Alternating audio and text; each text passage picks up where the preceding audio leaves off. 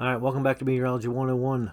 In this video I'm just going to pull a surface chart from the latest updated data. We have currently the base map overlaid on the National Weather Service radar. Got some precip in the southwest, a little band over the Midwest, and most of that's just ground clutter, I think, pushing in through that way, and then definitely some precip in the Great Lakes region. So let's get a surface chart, see what's causing this. Look like before we had high pressure pushing down south, we had a pretty good cold area, even 37 degrees in the panhandle of Texas. So our cold air mass was pushed pretty far south into Texas or into the central United States, and then we had that cold front wrapping around. We did have a low pressure system kind of wandering around Texas. We'll see if that's still there. Some lee side troughing going on, and we had that plateau high over the Rockies. So let's get the surface chart up, see where our pressure systems are now.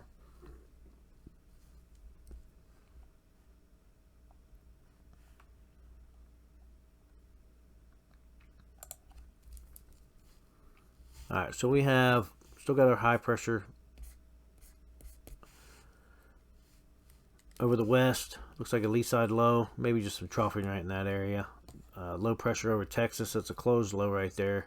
I'd probably close this off too. This computer system, once it gets over the ocean area, it loses data, so it kind of just extrapolates out into the ocean. So high pressure, there's a higher pressure system that pushes to the south. That other low pressure system well to the north, that moved out of the way. So we still got some troughing around this high, so there's got to be troughing causing this, maybe an upper level trough as that low pressure system moved off, the frontal system went past. Then we've got to have some troughing or something in the upper levels. We're not going to really get into that today. We're just going to look at the current data and then pull the models and see how these this low and these highs develop. And I think we got another low pressure system up to the north.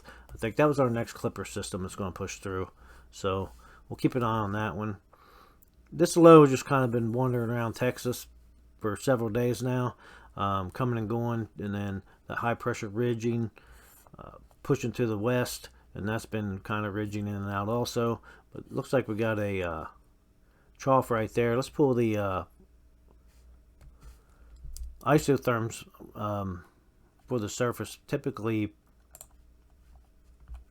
weather stations don't put isotherms on the surface. It gets too cluttered, but we're going to do it because we want to see where our thermal advection is. It's going to give us a pretty good idea. We can pull a thickness chart, do placement of our fronts. We can find the jet stream. I have another video on that for thickness chart analysis. Go check that one out, and you can pull up, see how you can look at a thickness chart and determine a lot of features on the surface. So it's a pretty tight thickness packet. We got a thickness all the way through, or the thermal advection all the way through here. This tight thermal gradient. So if we look at this thing right around that low, coming out of that low, warm air advection all through here. Probably put the warm front into the trough if there's a front there. The cold air advection, there's really nothing back behind that to justify that just yet. We need to get our surface plots on here, see if we got full rotation to justify this low, and then try to extrapolate that isobar around to a closed loop. And then probably clearing in the northwest. I'm sure we still have some weather that's pushing through. We had that another atmospheric river pushing through and just clobber in the northwest with precipitation. We need to see kind of what's going on here, if we have any troughing. I'd say what it is the simply, let me erase this real quick, all this warm air advection being pushed up to the north, going around that high. Any slight minor shortwave trough, could cause the precipitation, plus an upper level trough could cause that also. So warm air advection on the surface, pretty strong. Warm, moist air. So anytime you forecast temperatures off of this, whatever the models say, you're probably going to go 1 or 2 degrees warmer just because of all that warm air advection. So keep that in mind too. Alright, let's go put the surface plots on here.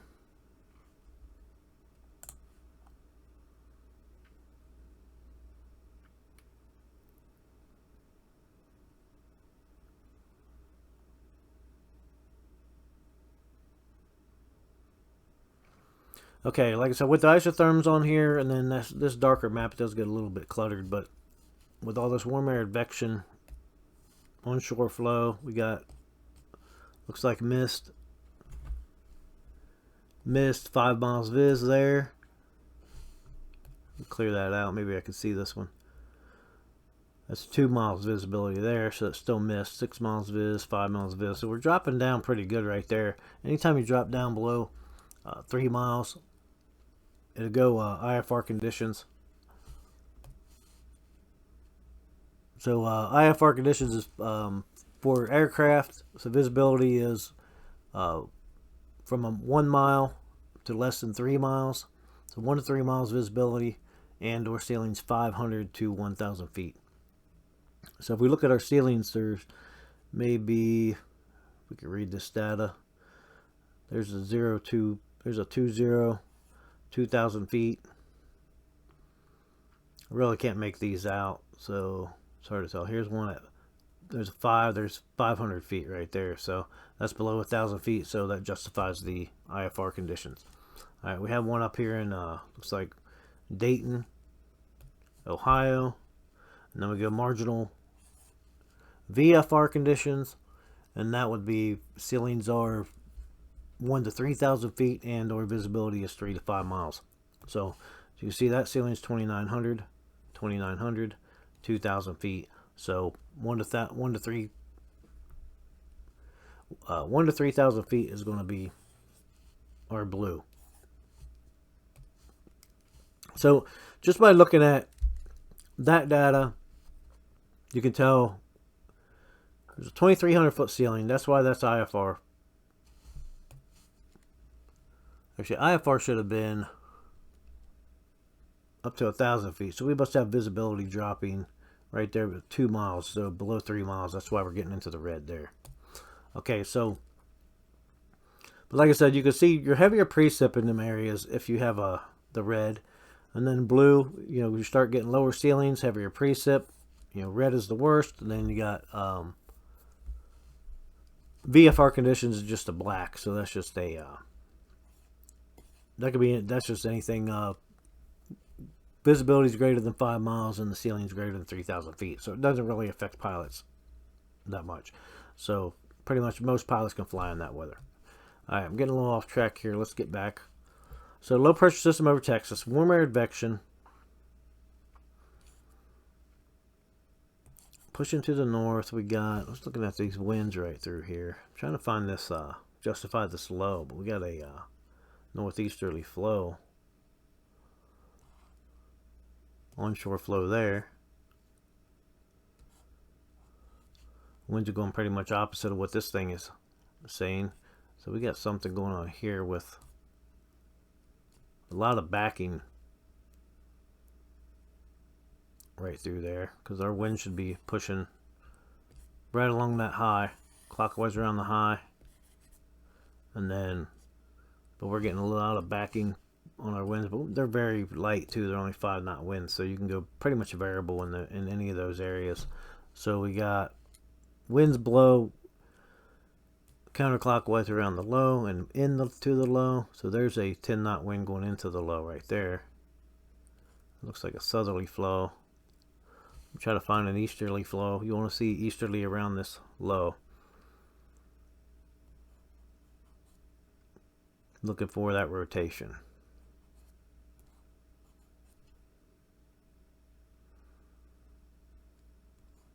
Not really seeing it for that low pressure system.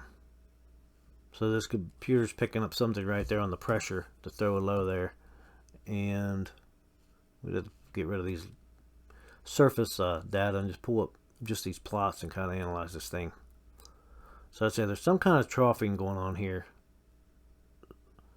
So, because we got to justify that. So there's a little bit of troughing right there. Actually, right there, if we spin around, we're coming from the north there. Southwest, we're calm. Northwest. Southwest, you could almost put your low over here. Okay. Clear that out, get rid of that clutter. Definitely some troughing right through there. Right there. So probably put your low a little bit further to the west. Then obviously you have to analyze the pressures, temperatures, dew points, see what you got for the different data. See if we can put fronts in here. Now this warm front, if that stretched out that way, you wouldn't have I don't even know where that's coming up with that wind. We moved that low. Winds blow out of a high, so could be blowing out of the high from the northeast. But you want to see some sort of wind shift when you place it up front too. Even not just necessarily the thermal advection. So you want to look at winds, temperature, dew point, stuff like that. So, all right, let's throw the let's put the computer fronts on here. Let's see how they're determining this. Okay, as usual, pretty messy. Stationary front. That's pretty much remnants of that front that was wrapped around from that low pressure system to the northeast, and then wrap it around that high with the cold air. Here's a cold front, and then it's got another basically a stationary front back here. So I guess we talked about before a couple videos ago about a stationary front coming down along the Gulf states into Texas and watching this low.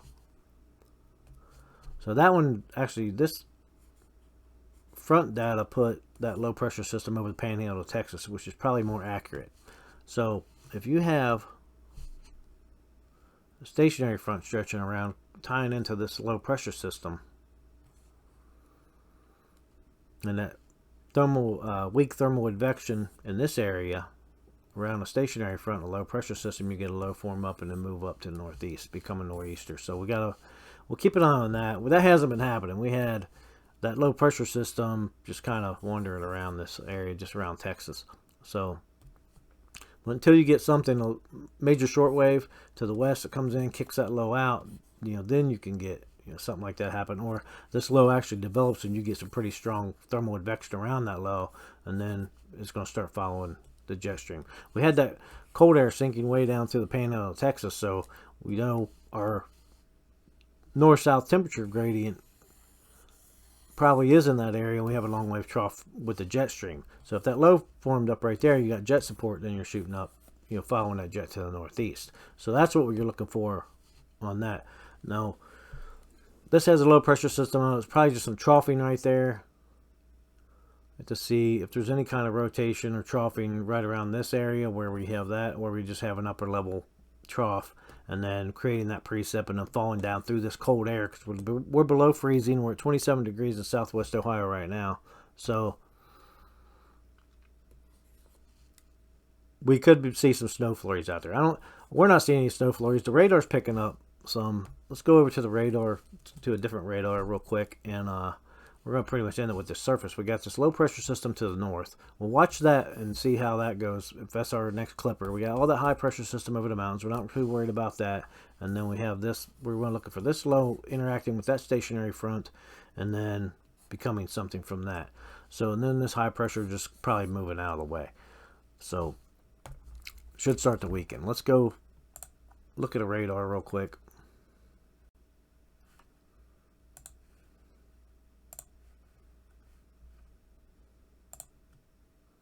Alright, here's our radar loop. Now, I got this set on precipitation type. Well, actually, I don't. So, precipitation type, that picks up all the ground clutter. So, I turn that off. Now, we just have a blue. Let's get a pin up. So, we got this stuff moving in, but right here, before you get to Wilmington, Ohio, look at all that drying out. We're in southwest Ohio, near Cincinnati, so all this stuff pushing in. It looks like most of that snow is just disappearing before it even hits the ground. I haven't seen any flurries out there, so this is mostly drying out. If we look at something when precipitation is moving in the area and it starts to die out like that or just disappear off the radar. First off, I can go into the upper levels on the radar and we can see what is in the upper levels. Nothing. It just disappears as you go up. So most of this stuff's just a lower level. The lower level shots of the radar. So now, let's get out of here.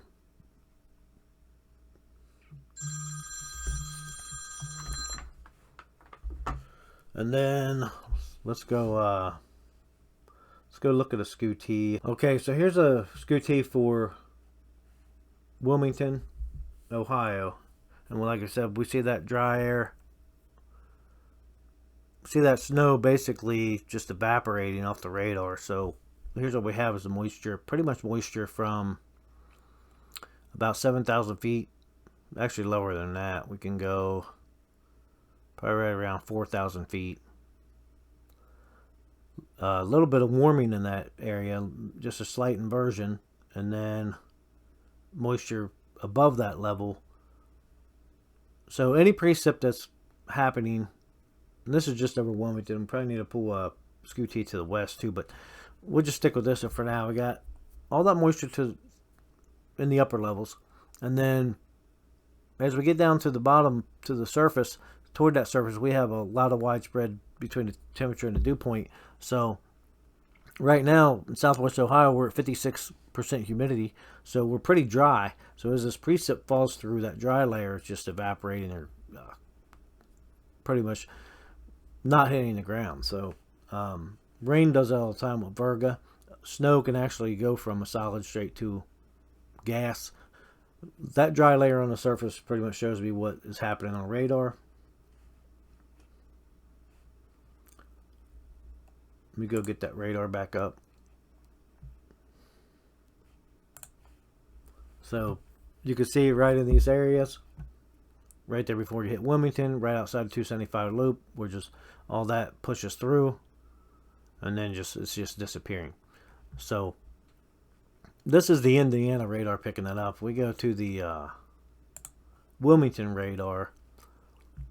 We'll have to let this refresh for a second. Should throw the base on here in just a minute. Then I think it's too close to the radar. The radar is just overshooting it, so you're not really seeing anything in the upper elevations that is picking it up. So I can go to the upper elevations on the Wilmington radar, and then we can see that mostly we just get the clutter around that radar, and then everything's just too close for that to read. So you got a little patch down in northern Kentucky, but if we go back to Indiana, then that'll bring us back to pretty much what we were at. Most of this is gone by the time it gets into the Ohio Valley. So let's move forward now and see where we end up with these lows and highs. Turn my pin on. So it looked like we had that low there, high, precip. We'll just go with them for now. We'll keep an eye on that low. I'm gonna see what that low does, and then we got high pressure to the north.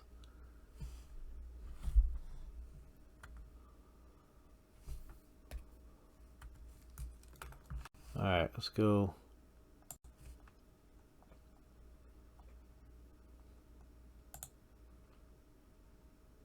Alright, this looks like the low pressure system pops up right there. A little bit more precip. High stays the same. This low goes away. Looks like maybe some troughing right there.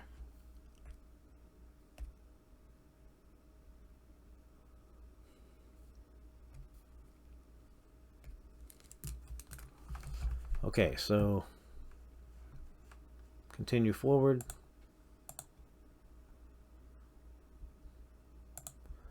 All right, low pressure down in the southeast.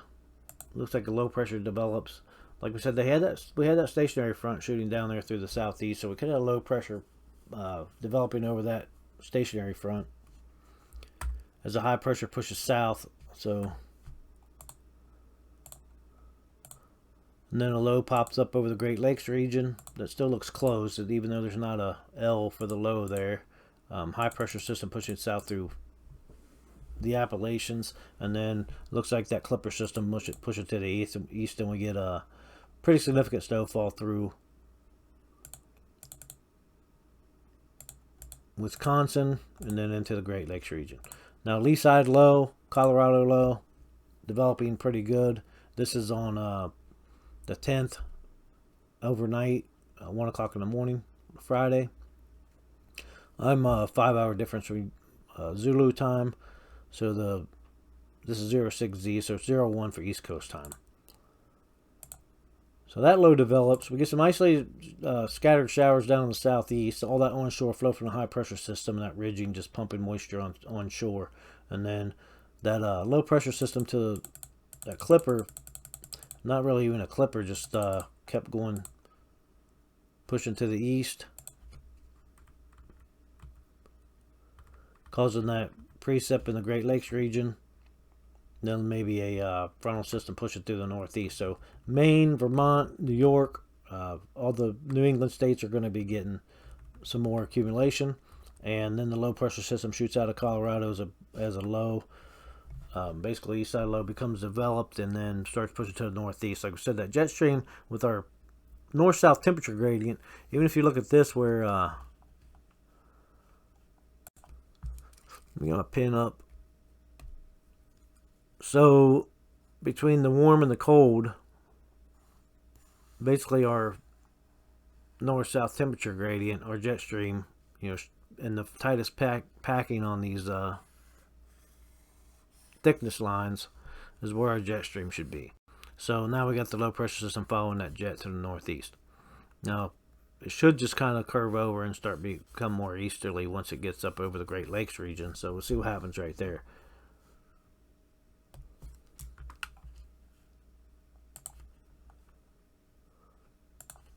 Okay, so continues to move to the northeast, wrap around moisture.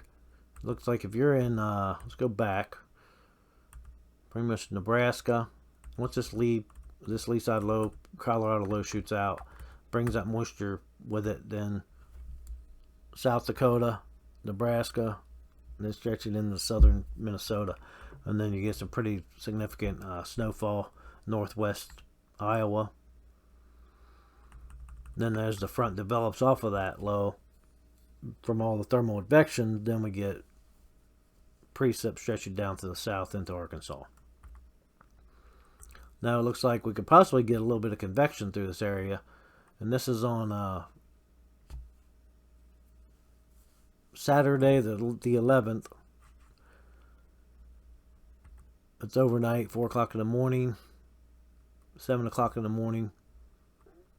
So now we're pushing frontal system into through Kentucky, Tennessee, all the way down into Alabama, Mississippi, and creating some pretty good rain showers there. Now our snowfall looks like Wisconsin, like I said, pushing into the Great Lakes region. So that low really, it kept shooting pretty much northeast. It didn't shoot up around that ridge following the jet stream. So that looks like high pressure moving off of the Rockies drops down, and the high pressure pushing all the way down into Texas. That's bringing our jet stream further south, so now it deepens that trough. As it deepens this trough, now it just put a more northerly flow on that jet stream, and then that low pressure is why I push it to the north. So it is following the jet because our long wave trough is deepening. So now we looked at these models a few days ago. We actually had a low pressure system coming through, and then a long wave trough in a 500 that was 500 millibar chart. That's about 18,000 feet up, and actually almost creating like a cutoff low and creating this cyclogenesis low pressure system over the northeast too. And that's really usually not common, but we need once we get into that system, we'll see if it's still developing. So we got a frontal system pushing through the northeast. After it gets over the mountains, then we still got convection before we hit the apps, and then that convection kind of dies out with upslope. This system just brain itself out a little bit, and then as it gets on the lee side of the mountains, picks up a little bit more in some areas. So the trough deepens. The high pressure system pushes off of the north, through the east, and that should dry pretty much everything out. And that looks like another lee side low developing. So now we said we did deepen on that trough. Now we got a low pressure system just comes in. Looks like the major shortwaves pushing in from the west coast over the Rockies, and then a low pressure system kicking that low out. See where that low begins.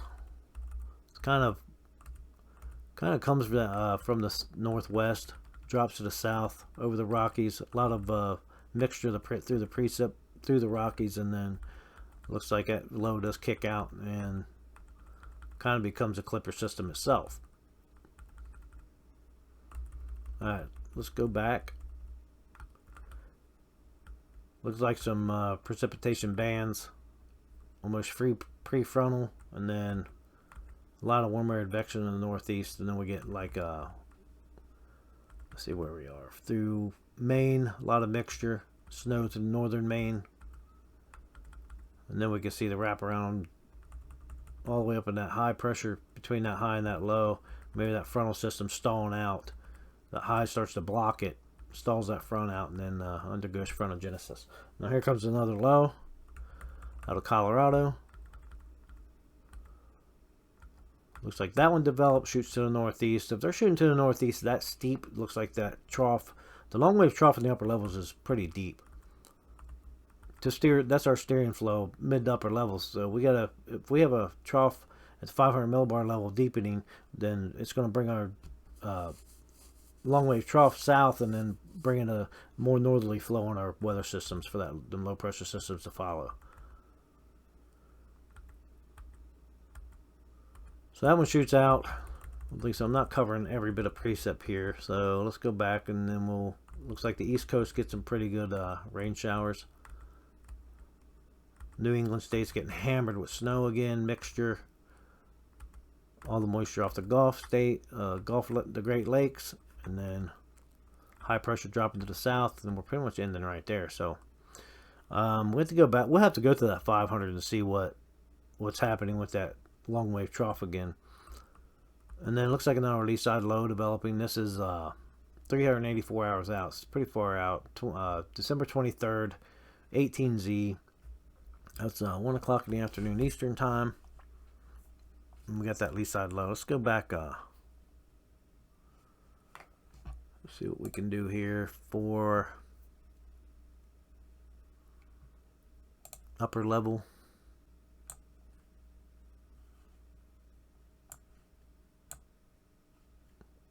Alright, I couldn't get anything off the GFS. We're going to go with the NAM for now. Let's see. It looks like a almost like a cutoff low over the Pacific.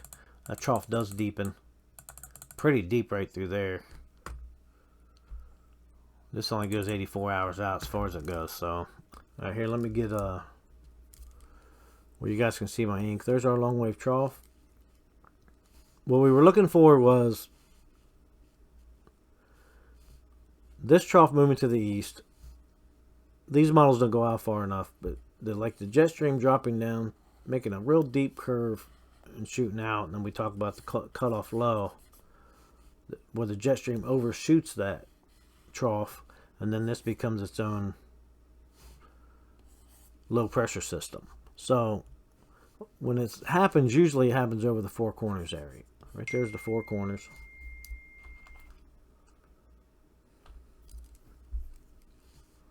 And then you'll get a jet stream come down, can't make the curve, so it overshoots, creates a low pressure system over the Four Corners, and then as that low just sits there, there's a couple jet maxes around that low, a couple jet fingers, and then this low just sits there until it builds in, however long that takes until it goes away. Now over here, there's the long wave trough, move to the east. Later in the models, I don't have them up right now, a couple videos ago we showed the GFS going out far enough. it would show the a long wave trough moving over the eastern United States, and then actually creating kind of a cutoff low, but creating its own system, and then shooting to the northeast. So if I get that update, I might cover that in a little bit, but see if that's still going to happen. But looking at the depth of this trough right now, I mean, we're pretty deep on this one. So as that trough deepens, you know, then the jet stream can't make the curve, and then it could just actually overshoot that, and then have a low pressure system just sitting there. So if we had a low pressure system sitting there, it's not like the cutoff low in the southwest. It just sits there. Now, if you get like a major shortwave trough moves through, it can kick that low out and then push that to the northeast or push it east. That can happen in the southwest. This one being over the plains or near the Mississippi Valley, we got that low cutting off and then actually becoming its own system, and then becoming a pretty tight low and then pushing up to the northeast. Now, if we could pick up any moisture with this thing, we could have a pretty significant snowstorm from that. So that's the one we're going to keep an eye on. So I wish the GFS would have done what it was supposed to do. It's probably in the middle of an update right now. So let's go back one more time and we'll pull it. All right, here's the GFS. Looks like it's updated. So 21Z on the 7th. Almost looks like maybe like a cutoff low right there already. But that's this on 500 millibars, so not technically cutoff low if we get 300 millibars. So we'll have to check that out. Probably not going to go that deep right now. But right now we're looking at, there's our jet stream pretty much pushing through, and then clear that out.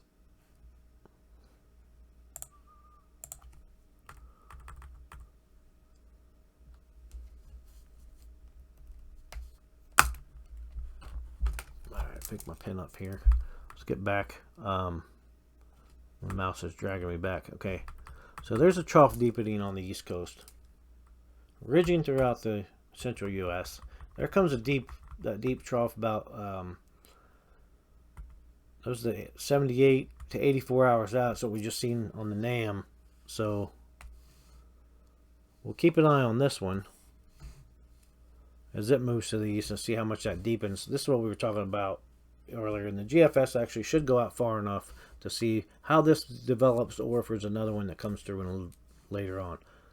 I think it was like another week out at least, or week and a half. So let's keep an eye on this thing. Shut that off.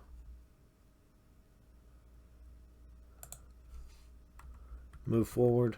That deepens. It kind of creates a little bit of a low to the northeast. Get rid of all this right there. Keep an eye on that. On that. But that just moves out of the way, so that's really not affecting anything. We're not going to worry about it too much. Let's get back to our models. Let's go. We're ridging over the whole U.S. That's pretty much where a high pressure dominates, and then we got actually a low pressure system jumps out of that trough over the north central U.S. going back now, and then so it shoots up through the Dakotas, and then shoots through the east. If we can get one of those a little bit further south, we could get some significant weather. We got a pretty deep trough on the west coast again. Low pressure system over Alberta pushing through, another clipper, and looks like trying to develop another low, some cyclogenesis south of that out of a long wave trough, and that's just kind of wrapping around each other. And that's pretty much how far we go out right there. So looks like the models have changed significantly. Now this one is pretty impressive right there. If we look at that low pressure system over Canada, the northwest, and then creating a trough so deep on the 500 that we're creating another low pressure system right there. So let's go back and see.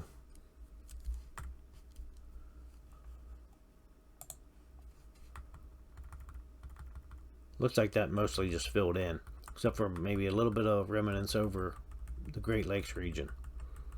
Alright, we're going back. There's that low that develops and breaks off of that trough and then moves through the Dakotas, so that could cause some significant precip there. And then a lot of ridging through the U.S. there into that deep trough. It's about the deepest trough so far, I think, right there. Or this one. Actually, that's the one that moved off, just moved off. So we're all the way back to the beginning. Alright, so I'm going to end the video here. I think we've covered the models enough. Let me pull up the chart one more time so we know what we're working with. Pretty cluttered. Let me get the surface systems back up.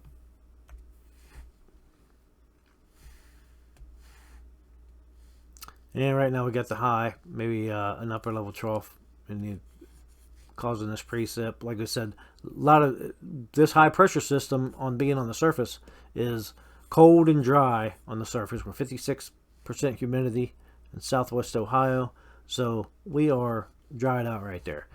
Any precip falling through that dry area is pretty much evaporating. This low we pushed a little bit to the left, to the west, and then close that off there. That high kind of sat there. Then this low just kind of filled in up there, and then high pressure started pushing through, and then we had a low develop off of that stationary front that pushed over. I don't think it was quite this low, but it was a low popped up over the Gulf states, and then that developed and then pushed up to the northeast. So alright, it's going on long enough. I want to say thanks for watching.